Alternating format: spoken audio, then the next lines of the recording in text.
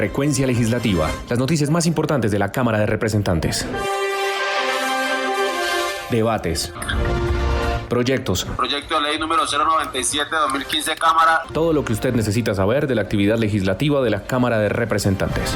Frecuencia Legislativa.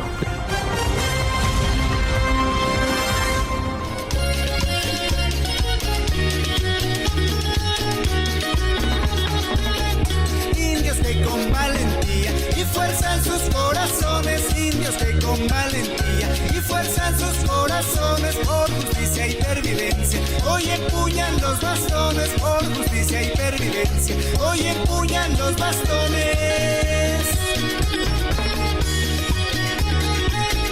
Son amigos de la paz, van de frente con valor, son amigos de la paz, van de frente con valor y levantan los bastones con orgullo y sin temor, y levantan los bastones con orgullo y sin temor. Pa' adelante compañeros, dispuestos a resistir, pa' adelante compañeros, dispuestos a resistir, defender nuestros derechos, así nos toque morir, defender nuestros derechos, así nos toque morir. Saludamos este domingo 23 de mayo a todos los oyentes de la Radio Nacional de Colombia en el programa institucional de la Cámara de Representantes, Frecuencia Legislativa, hoy con la música del himno de la Guardia Indígena, un tema musical en el que participan artistas como Andrea Echeverry, Guardia Fuerza, Ali Akamid y muchos otros músicos que hacen parte de la cultura y de esta raza indígena del país. Hoy queremos hacerles un homenaje y pues también señalar que así como lo dice esta canción, ellos pelean por sus derechos con sus bastones en su guardia indígena, que es la única arma que alzan, y pues recordar que siempre toda manifestación debe ser pacífica. Lorena, hoy también hay una conmemoración especial a quienes queremos brindar un saludo desde acá. Claro que sí, John. Hoy, 23 de mayo, estamos celebrando el Día del Comerciante y durante esta fecha se reconoce el oficio de quienes se han dedicado a la compra y venta de mercancías con el fin de obtener ganancias a través de este proceso.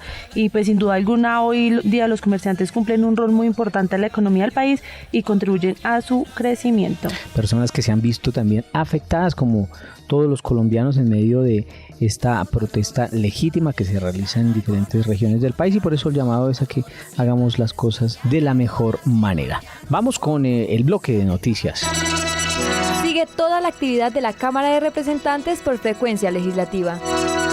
Continuamos con la información de la actividad legislativa de esta semana en este bloque de noticias. Fue aprobado en segundo debate en la plenaria de la Cámara el proyecto de ley por el cual se crea la Red Colombiana de Identificación Animal RCIA y la cédula animal para nuestras mascotas.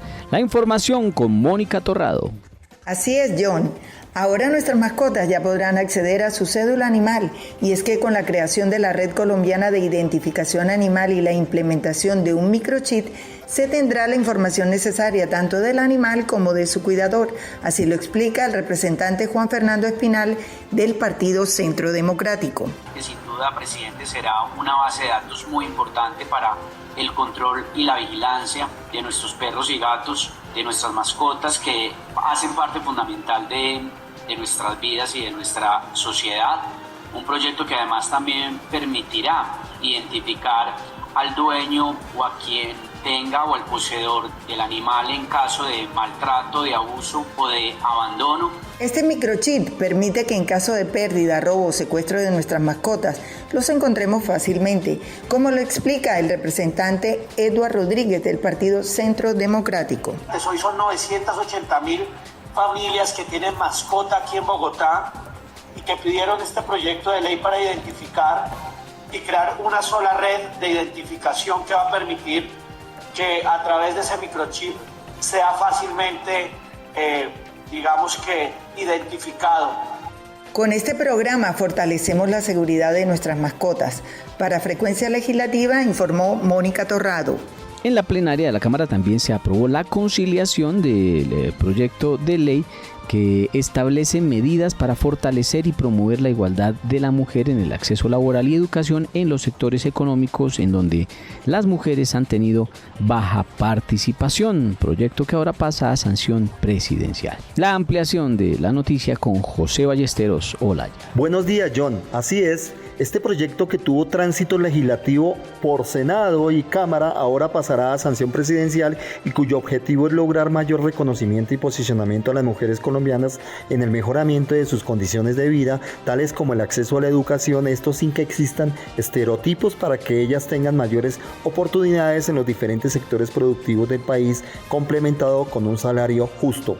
La representante y autora Ángela Patricia Sánchez Leal, de Cambio Radical, destacó las bondades del proyecto. Estamos promoviendo no solamente la educación con programas tecnológicos, técnicos y profesionales, sino también estamos abriendo espacios laborales en sectores que antes habían estado ocupados prevalentemente por los hombres. Estamos hablando de sectores como transporte, minero energético, agrícola, ciencia, tecnología e innovación, que las mujeres podrán estar allí no solamente en la parte educativa, sino en la parte laboral, teniendo así una remuneración más justa en estos empleos, en estos sectores, y disminuyendo así la brecha laboral. Finalmente, a pesar de que las mujeres han logrado avanzar en el ingreso y culminación de sus estudios en todas las modalidades, en donde según informes de la UNESCO, ellas pasaron de un 42% de ser graduadas en 2008 a 54% en 2016. Por eso es importante la aprobación de este proyecto de ley, que permitirá, entre otros, seguir fortaleciendo la inclusión y promoción de las mujeres en el sector educativo y laboral, informó para Frecuencia Legislativa José Ballesteros Olaya. Con la aprobación y segundo debate del convenio entre la República de Colombia y Japón, se busca fortalecer las relaciones bilaterales entre estas dos naciones, eliminando la doble tributación de los inversionistas japoneses. La noticia con Javier de la Hoz. Buenos días.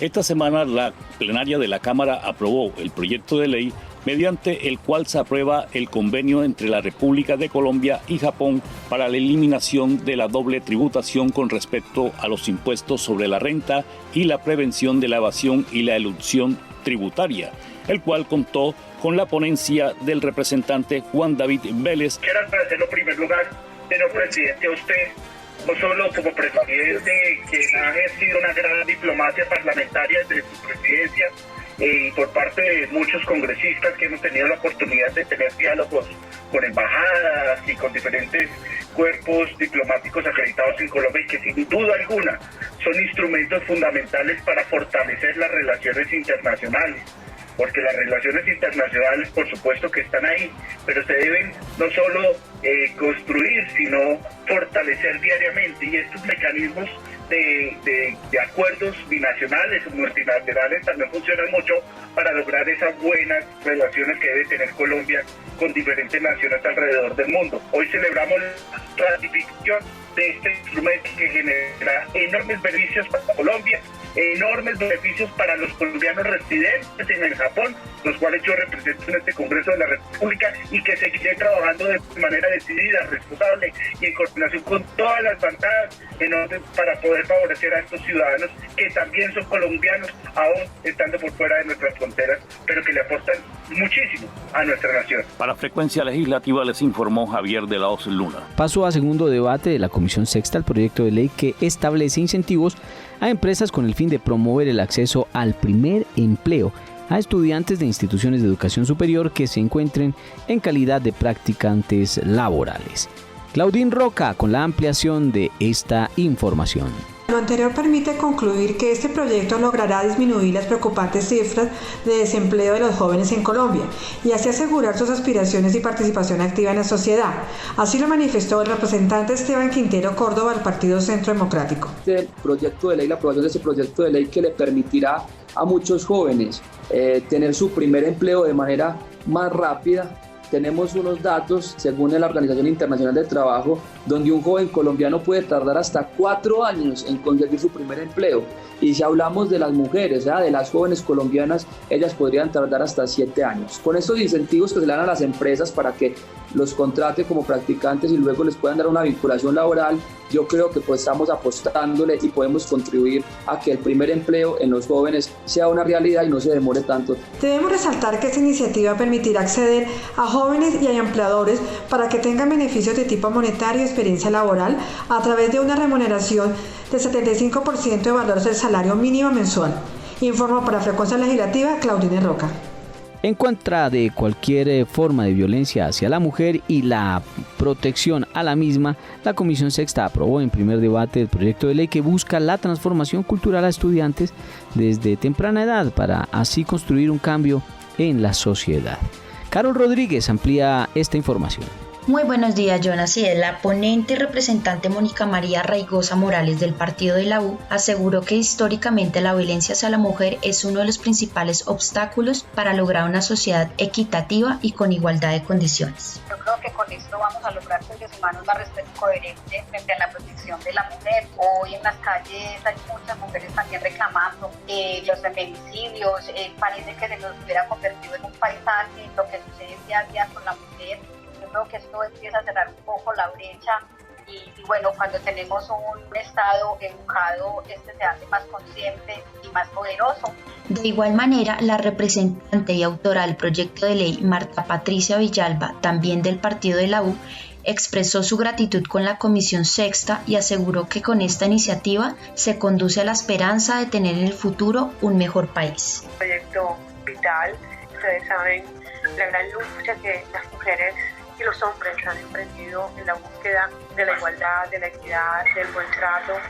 Como lo decía la ponente, es el momento en que nosotros comencemos también a mostrar este tipo de acciones de parte del Congreso en solidaridad con nuestro género, en la búsqueda de oportunidades, en la búsqueda de generar la conciencia del buen trato para con nosotras. Este proyecto de ley busca la construcción de una mejor sociedad, cambiando el comportamiento y trato hacia la mujer desde la educación escolar, manifestó la representante Villalba. Informó para Frecuencia Legislativa Carol Rodríguez.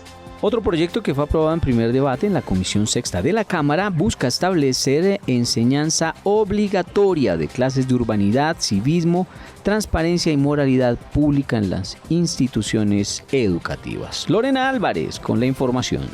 Así es, John, estas materias obligatorias en urbanidad y transparencia serían aplicadas en la educación primaria, secundaria y media. El representante y ponente del proyecto, Esteban Quintero, del Centro Democrático, se refirió al respecto. Tenemos que formar en derechos y en deberes constitucionales a nuestros niños, a nuestros jóvenes, a nuestros adolescentes.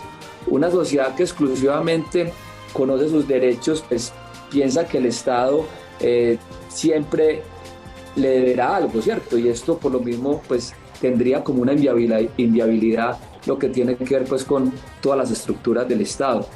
Yo pienso que un objetivo primordial de este proyecto es que se enseñe en deberes, que se enseñe en derechos, que se conozca obviamente de una manera objetiva y gradual.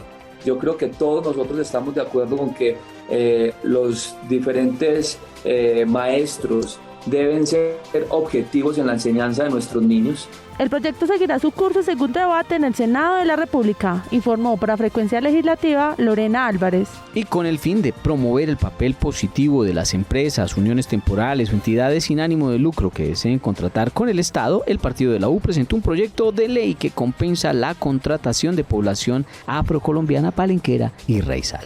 Andrea Pana con la información. Así es, John, de acuerdo con los congresistas del partido de la U que proponen esta iniciativa, se espera que este nuevo proyecto no sea frenado en el Congreso de la República, como según ellos se ha hecho históricamente con las iniciativas legislativas en favor de la población afrocolombiana. La vicepresidenta de la Cámara por el partido de la U, Astrid Sánchez, fue enfática en decir que, aunque el proyecto de ley haya sido hundido el 12 de mayo por las bancadas de Cambio Radical y Centro Democrático, no van a desfallecer. Nosotros mandamos un mensaje positivo a todos esos hombres y mujeres que están en nuestras calles, en las calles de Colombia reclamando por un mejor salario, reclamando por una mejor calidad de vida, reclamando para tener acceso en la parte laboral. Pero no vamos a desfallecer, vamos a seguir demostrando que estamos al lado del pueblo. Se espera que en los debates el proyecto sea visto como una herramienta legislativa que ayude a promover la vinculación laboral y el trabajo de las comunidades indígenas afrocolombianas, negras, palenqueras y raizales. Además del subregistro, la población afrocolombiana históricamente ha sido víctima de exclusión y discriminación, barreras con las que sistemáticamente se le ha impedido el avance como colectividad étnica, hacia el desarrollo social, político y económico. Si el proyecto continúa su proceso hasta convertirse en ley de la República, las minorías raizales tendrían un protagonismo importante en los diferentes sectores sociales del país, informó para Frecuencia Legislativa Andrea Pana. Hasta aquí nuestra información con la actividad legislativa de la Cámara de Representantes durante esta semana. A continuación, nuestro invitado especial de hoy. Y que viva nuestra raza colombiana. Un abrazo para todos. A mí dame un aguardiente de caña, de las cañas de mis valles y el anís de mis montañas. No me dé trago extranjero, que es caro y no sabe a bueno, porque yo quiero siempre lo de mi tierra primero. Ay, qué orgulloso que me siento. Y escuchamos la agrupación Tinto con esta versión de la canción Soy Colombiano, una agrupación de Manizales. Precisamente escuchamos este tema musical porque nuestro invitado especial aquí en Frecuencia Legislativa a través de la Radio Nacional de Colombia es el representante de la Cámara, José Correa, del Partido Liberal, y también, pues obviamente representante de este departamento del país. Representante, bienvenido de nuevo aquí a los micrófonos de Frecuencia Legislativa. No, muchas gracias por tenerme acá, muchas gracias. Como siempre, para mí es un placer venir y acompañarlos en este programa y dándole la cara a la gente, o bueno, dándole la voz en este momento, ¿no? Exacto, y con música, con músicos más bien de su tierra. Claro que sí. Bueno, representante, estamos viviendo un momento convulsionado en el país. Ya vamos a completar prácticamente 4 semanas en paro nacional, marchas y violencia en las calles. ¿Qué decir de ese tema? Pues sí, la expresión de la gente pues es libre y se debe permitir, pero la violencia... Bueno, lo primero que hay que tener en cuenta es que acá hay una dinámica bastante compleja, y es que si nosotros vemos, pasando los días han incrementado los puntos de solicitud en el pliego de peticiones por una demora progresiva de entablar una verdadera mesa de negociación, y se van acabando las cartas. Por ejemplo, según de la reforma a la salud, esa era una de las peticiones del paro. Si el gobierno del presidente Iván Duque hubiera sentado una posición seria, hubiera retirado el mensaje de urgencia y hubiera solicitado que las mayorías hundieran el proyecto, hubiera sido una victoria del presidente Iván Duque cediéndosela al paro. Hoy el paro siente que es una victoria del paro. Entonces se le están acabando las cartas de negociación al presidente Iván Duque, y eso es preocupante. Obviamente, cualquier momento nosotros estamos atacando o estamos condenando cualquier acto violento, y está clarísimo. Yo no creo en el vandalismo ni creo en las vías de hecho violentas, pero entonces hay un problema. Mientras dure el paro van a haber actos vandálicos, eso es clarísimo, porque hay dentro de ese caldo de cultivo que genera la movilización social la posibilidad para que hubieran actos vandálicos. ¿Hace un mes y medio había algún acto vandálico? Nada. ¿Cierto? Es el caldo de cultivo de la movilización social. Si no hay movilización social, no hay actos vandálicos. Por ende, usted lo que debe hacer es ir a acabar con la movilización social, pero no acabarla atacándola de fuerza contra fuerza, sino sentándose, dialogando e intentando llegar a unos acuerdos. Pero cuando usted sigue empujando y dice no voy a retirar la reforma tributaria, y la reforma tributaria termina siendo retirada por la presión y no por la voluntad, el paro siente que esa se les da como fortaleza. Exactamente, ¿no? Es una victoria de ellos. En cambio, si usted como gobernante entiende que no es el momento, que no es la situación, que no es la reforma adecuada, pues usted la retira y le dice, bueno, esto es uno de los elementos en los que yo estoy cediendo. Pero hoy el paro siente que el gobierno no ha cedido en nada y siente que las victorias han sido de ellos. Representante, usted mencionaba precisamente el tema de la reforma a la salud. Usted hace parte de esa comisión séptima donde se tramitó en las conjuntas y además fue uno de los férreos opositores a esta reforma. ¿Por qué se tenía que hundir esa reforma a la salud? Bueno, de entrada hubo una desconfianza y un mal momento. Entonces termina siendo una reforma que no estaba consensuada con los gremios, ni que tenía el apoyo de asociaciones científicas, ni de sindicatos, ni de gremios, ni de la Academia Nacional de Medicina, ni de la Federación Médica Colombiana. Es más, a mí me cuesta encontrar quiénes eran los que te estaban apoyando fuera del Congreso esta reforma. Tenía 1 o 2 puntos buenos, sí, hay que recalcarlo. Yo no tengo ningún inconveniente en aceptar que el giro directo universal es bueno, yo no tengo ningún problema en aceptar que el examen único para residencias médicas, que no estuviera dependiendo cada universidad de cómo metía a sus especialistas, a sus médicos para que fueran especialistas a su propia manera, eso termina generando, digamos, que hay una mala medida y una serie de cosas que terminaban siendo benéficas, pero no eran lo suficientemente buenas para compensar todo lo malo que traía la reforma. Por ejemplo, la gente no entiende porque se vendió un discurso de vamos a acabar con las EPS malas, pero cuando usted acaba con una EPS mala, usted no debería entregarle esos usuarios a otra EPS para que la EPS creciera, a no ser que fuera una EPS pequeña. Usted lo que necesita es que se mantenga un alto número de EPS dentro del país. Es más, antes, cuando se empezó a plantear el sistema de aseguramiento en Colombia, algunos expertos planteaban que las EPS no deberían tener más de 1 millón de afiliados, 950.000, que más allá la concentración de poder, la concentración de dinero era tal que se volvían muy difíciles de manejar, y eso nos lo ha demostrado la historia. Entonces, si aquí lo que tenemos, en lugar de tener 40 EPS manejando 48 millones de afiliados, es 10 EPS manejando 48 millones de afiliados, estamos hablando de 10 EPS en promedio de 4.8 millones. Eso significa 10 EPS que van a tener más o menos 5 billones de pesos de presupuesto. Eso es casi 2 veces el presupuesto anual del Senado. Entonces la gente no entiende eso. Entonces, al no entender eso, creen que no, es muy bueno acabar con las EPS malas. Claro que es malo acabar con las EPS malas, pero lo que no es bueno es volver esto un oligopolio, y una paraestatalidad termina teniendo más poder. Esos 10 se fortalecerían más, unos pocos. Exactamente, que un ministro de salud. Entonces, eso es un problema. Abrir la compuerta para la privatización de la red pública era otro elemento. Generaban las alianzas público-privadas, un modelo similar como el de las vías, pero para los hospitales públicos. Entonces, este tipo de cosas generaban una preocupación tal y un daño tal dentro del sistema que no compensaba lo bueno con lo malo, y por eso se debía hundir. Bueno, ahora usted es médico, hace parte de esta comisión. Lo más seguro, y obviamente ya está anunciado, es que se va a presentar de nuevo una reforma. ¿Qué debería tener una reforma a la salud desde ese punto de vista? Bueno, entonces lo primero que nosotros tenemos que tener claro es que las reformas deben ir hacia el goce efectivo del derecho a la salud y no hacia la rentabilidad financiera, que era hacia donde iba esta reforma. La salud es una inversión social, no es un tema de rentabilidad.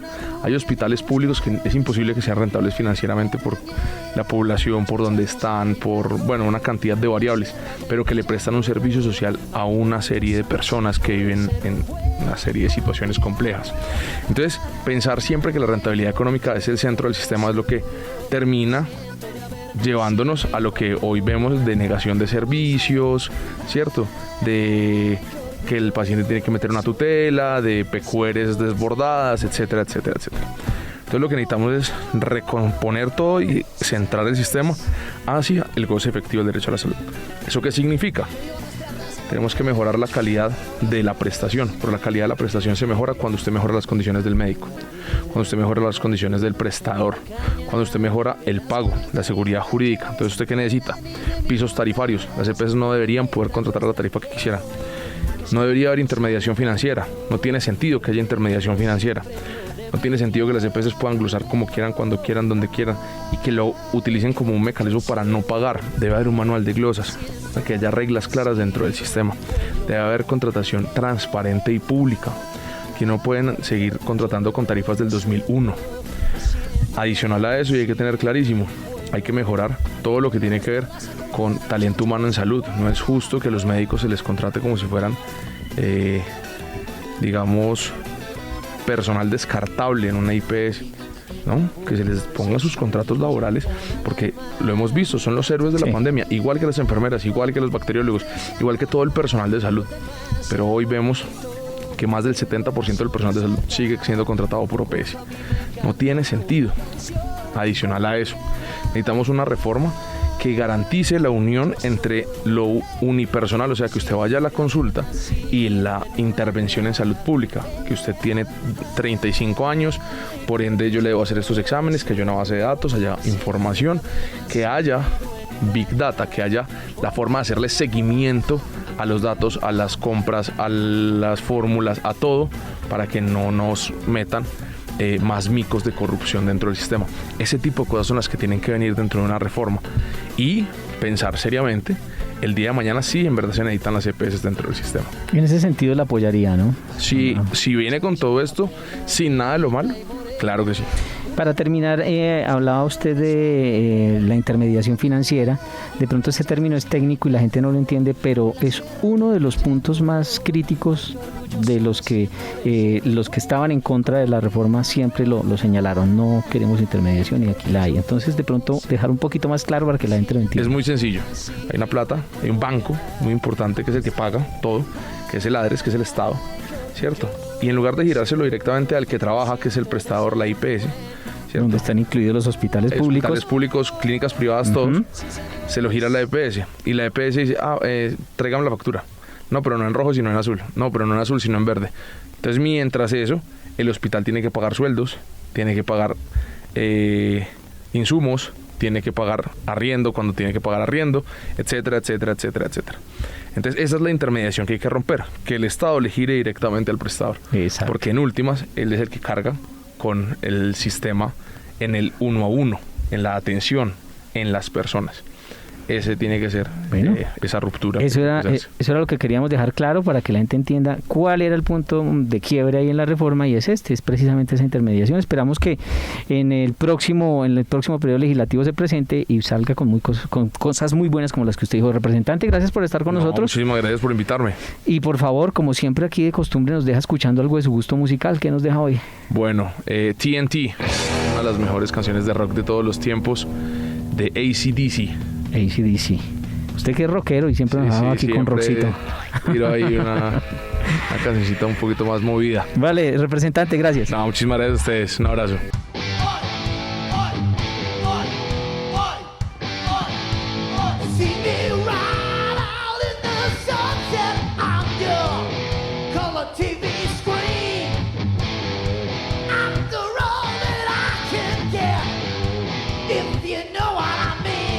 Con energía que nos deja el representante José Luis Correa, este rock de la agrupación AC/DC, llegamos al final de Frecuencia Legislativa, recordando que un día como hoy murió el poeta colombiano José Asunción Silva en 1896. Lorena, y un dato curioso que encontré es que también es el Día Mundial de las Tortugas.